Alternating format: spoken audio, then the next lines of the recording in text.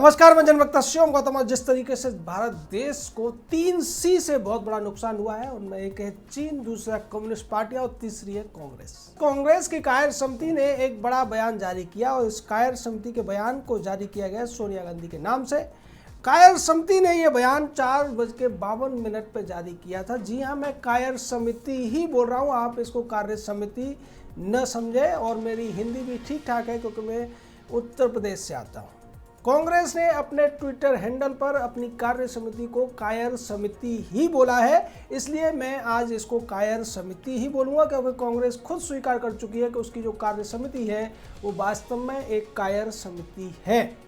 और इस कायर समिति का जो बयान है वो बहुत ज़्यादा अजीबोगरीब है। इसमें सोनिया गांधी भारत के प्रधानमंत्री को तमाम मोर्चों पर घेरने की कोशिश कर रही है और कांग्रेस की इस जो अध्यक्षा है, जिसे कार्यकारी अध्यक्षा कहा जा रहा है, जिनका पुराना इतिहास है, उस पर भी चर्चा करेगा। उसने ये कहा है कि भारत एक भयावह आर्थिक संकट। आप समझिए कि जो पार्टी अपनी कार्य समिति को सही शब्द नहीं लिख सकती, वो अपने लेटर में किस तरीके से भारी भरकम शब्दों का इस्तेमाल कर रही है जो कि आधे से ज़्यादा लोगों के सर के ऊपर से निकल जाएंगे।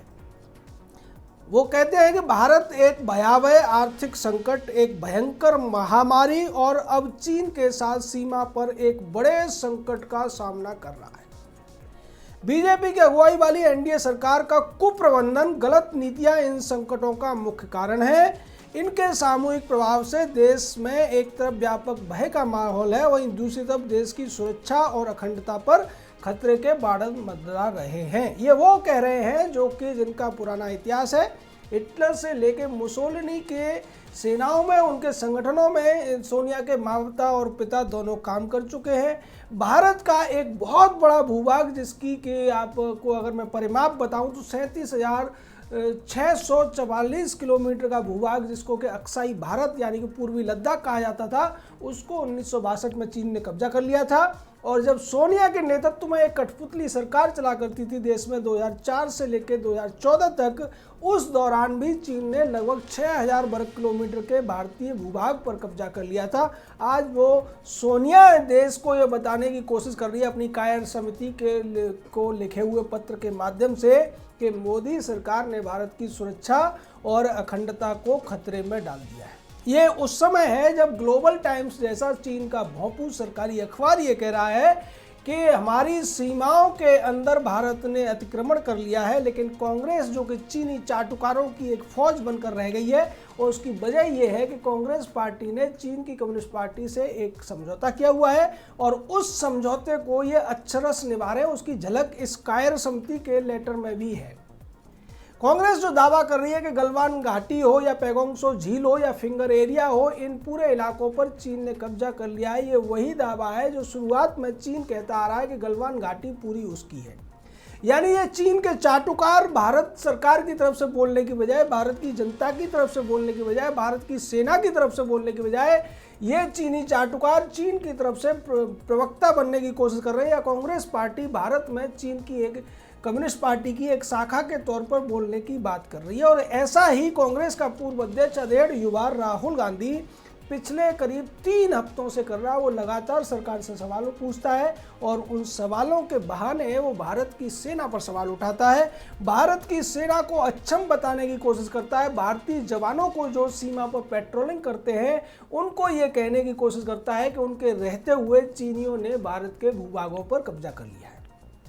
और इस बात में राहुल गांधी और इसकी जो पार्टी है केवल इनके साथ में खड़े हुए हैं, तो केवल और केवल कम्युनिस्ट।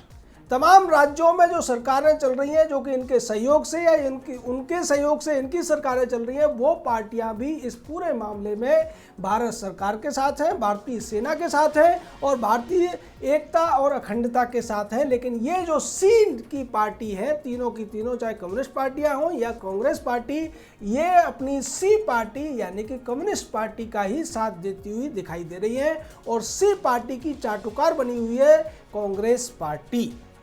इसको लेकर भी तमाम बातें सामने आ रही हैं और जिस तरीके से ये कहने की कोशिश की है सोनिया गांधी ने, उसने आगे कहा है कि भारत में जिस तरीके से लॉकडाउन लगाया गया उसमें मोदी सरकार पूरी तरह से विफल रही बीमारी को रोकने में, महामारी को रोकने में। लेकिन ये सोनिया ये भूल गई कि इसके खुद के मायके के अंदर जिस तरीके से कोरोना नाम की इस महामारी ने तांडव मचाया, जिस तरीके से वहाँ मौतों का अंबार लगा दिया, जिस तरीके से लाशें सड़कों पर बिखरी पड़ी थी, जबकि इटली की जो मेडिकल व्यवस्था है, जो स्वास्थ्य व्यवस्था है, उसको दुनिया की बेहतरीन व्यवस्थाओं में माना जाता था।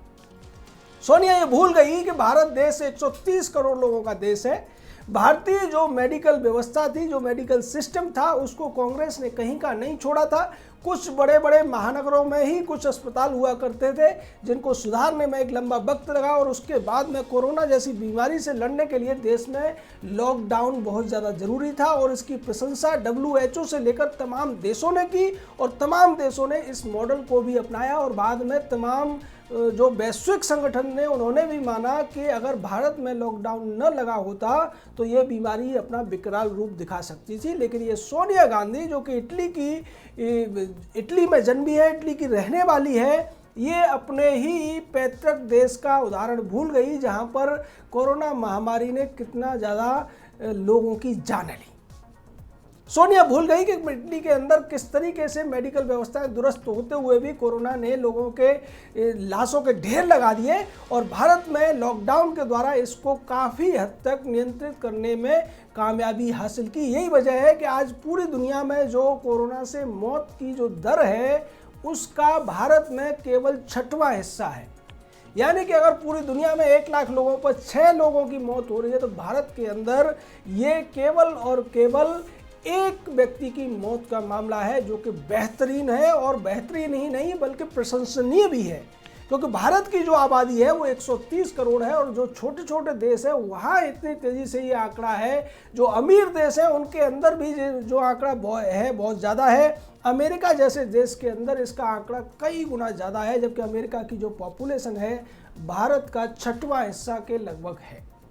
ऐसी स्थिति में कांग्रेस को चाहिए था कि वो केंद्र सरकार के साथ मिलकर कोरोना और चीन दोनों से लड़ने में सहयोग करती और सामने आती। लेकिन कांग्रेस ने सर्वदलीय बैठक में भी जिस तरीके के तेवर दिखाए थे, और ये वही तेवर थे जो कांग्रेस का पूर्व अध्यक्ष और अधेड़तम युवा राहुल गांधी बार बार सेना पर सवाल उठाकर, अपने सरकार पर सवाल उठाकर चीनी भोंपू की तरह, चीनी चाटुकार की तरह झूठी अफवाहें फैलाने का काम कर रहा था।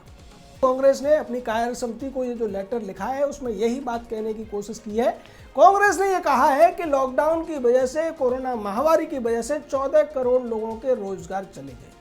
अब पता नहीं कांग्रेस के जो अपने चाटुकार हैं, कांग्रेस चीनी कम्युनिस्ट पार्टी की चाटुकार है, लेकिन कांग्रेस की अध्यक्षा के भी तमाम चाटुकार हैं, वो ये आंकड़े लाते कहाँ से हैं। हम भी एक अर्थशास्त्र के विद्यार्थी रहे हैं। अर्थशास्त्र में हमने लेबर एक्सप्लॉयटेशन पे ही रिसर्च किया था, और उसमें ये सीधे तौर पर ये स्पष्ट होता है अर्थशास्त्र के अंदर कि जो रोज़गार है कभी भी ख़त्म नहीं होता है, बल्कि जब ये शिफ्ट हो जाता है तो कुछ बहुत ज़्यादा बुद्धिजीवी लोग इसको कहते हैं कि ये रोज़गार ख़त्म हो गया है। उदाहरण के लिए अगर देखा जाए, जो लोग मुंबई में या दिल्ली में रोजगार कर रहे थे, वो जब अपने गांव पहुंचते हैं तो मनरेगा के तहत वो रोजगार कर रहे होते हैं, या खेती में, दूसरे कामों में, या छोटे मोटे रोजगार वहाँ खोल लेते हैं। जैसा कि लॉकडाउन के दौरान भी देखा गया, आप सभी ने देखा होगा कि जिन लोगों के और रोजगार धंधे थे उन्होंने सब्जी बेचना शुरू कर दिया था। इसको बेरोजगारी नहीं कहते, इसको कहते हैं रोजगार का शिफ्ट होना, रोजगार का परिवर्तन होना। और अभी भी यही देखने को मिल रहा है कि जितने भी प्रवासी उत्तर प्रदेश में बाहर से वापस लौट कर आए थे, उन सभी को उत्तर प्रदेश सरकार ने नियोजित करने के लिए तमाम योजनाएं चला रखी हैं। तो ये जो दावा किया जा रहा है कि 14 करोड़ लोग बेरोजगार हो जाएंगे, ये इस आधार पर है कि देश में एक पुराना अनुमान था कि 14 करोड़ प्रवासी लोग हैं जो मजदूरी करने के लिए दूसरे राज्यों में जाते हैं। लेकिन कांग्रेस ये भूल गई, उनमें से ज़्यादातर लोग उन राज्यों में बस गए हैं और बेहतरीन स्थिति में भी हैं। तो उन्हें प्रवासी मजदूर या उन्हें बेरोजगार मानना कांग्रेस के लिए एक तरीके से होमवर्क न करने के समान होगा। और यही वजह है कि आज कांग्रेस ने बिना होमवर्क किए अपनी कार्य समिति को कायर समिति कर दिया, और इसको लेकर पूरे देश में उनकी हंसी उड़ाई जा रही है। हालांकि बाद में उन्होंने इसको सुधारने की कोशिश की और कायर समिति को फिर से कार्य समिति बनाने की कोशिश की, लेकिन लोग बहुत चालाक हैं। सोशल मीडिया के तमाम सूरमाओं ने उसका स्क्रीनशॉट ले लिया और अब ये कांग्रेस के लिए हमेशा के लिए कार्य समिति कायर समिति बनकर रह जाएगी। उसका जो परिणाम है वो कांग्रेस को अभी तक देश में देखने को मिलता रहा है, लेकिन कांग्रेस अपनी गलतियों से सुधरती नहीं है और जो कांग्रेस देश के बहुत बड़े भूभाग को चीन को गिफ्ट में दे चुकी है, चीन को सुरक्षा परिषद की स्थायी सीट दे चुकी है, जिसको कि आज रूस से खबर आई थी कि रूस जैसे देश ने भी कहा है कि भारत को स्थायी सदस्यता मिलनी चाहिए, लेकिन कांग्रेस है कि मानने को राजी नहीं है। ग्लोबल टाइम्स सरकारी जो मीडिया है चीन का वो ये मानता है कि भारत सरकार या भारत की सेना ने उसके तमाम सैनिकों को मौत के घाट उतार दिया और दर्जनों सैनिकों की रीढ़ की हड्डी टूटी, गर्दन की हड्डी टूटी, लेकिन कांग्रेस ये कह रही है कि भारत के 10 जवान लापता हैं। ये कितना बड़ा झूठ कांग्रेस बोलने की कोशिश कर रही है भारतीय जवानों को लेकर। कांग्रेस भारत के जवानों के 20 जवानों के बलिदान की बात तो करती है, 85 जवानों के घायल होने की बात करती है, साथ ही ये कहती है कि 10 जवान अभी लापता हैं, जबकि भारतीय सेना ये कहती है कि हमारे जवान कहीं लापता नहीं है। चीन की सेना, चीन की सरकार ये कहती है कि हमने भी किसी जवान को नहीं लिया है, जबकि खबर ये भी थी कि चीन के 25 जवानों को भारत ने वापस किया था। चीन का एक सेना का कमांडर मारा गया था और चीन के 45 से ज़्यादा जवानों के मरने की पुष्टि अमेरिका ने की थी, लेकिन कांग्रेस के इस कायर समिति के घोषणा पत्र में या इस कायर समिति को भेजे गए सोनिया के इस निर्देश पत्र में कहीं भी उसका जिक्र नहीं है, जिससे कि भारतीय सेना की थोड़ी बहुत प्रशंसा हो। कांग्रेस कभी भारतीय सेना की प्रशंसा नहीं करती, भारतीय रक्षा बलों की प्रशंसा नहीं करती, सुरक्षा बलों की प्रशंसा नहीं करती। हमेशा कांग्रेस की नीति रही है कि ये देश विरोधी ताकतों की प्रशंसा करती है, उनके ही गीत गाती है। और एक बार फिर से साबित हो गया है कि कांग्रेस का पूर्व अध्यक्ष राहुल गांधी हो या फिर उसकी मां सोनिया गांधी, ये चीनी कम्युनिस्ट पार्टी के चाटुकार के तौर पर ही काम करते हैं और करते रहेंगे। लेकिन भारत की जनता अब उतनी ज़्यादा अब अनजान नहीं है और अब सोशल मीडिया का जमाना है, जनता भी इनकी हर हरकत पर नज़र रखे हुए है। अभी जो थोड़ी बहुत बची हुई है कांग्रेस, शायद आने वाले वक्त में उतनी भी नहीं बचेगी। जय हिंद, जय भारत।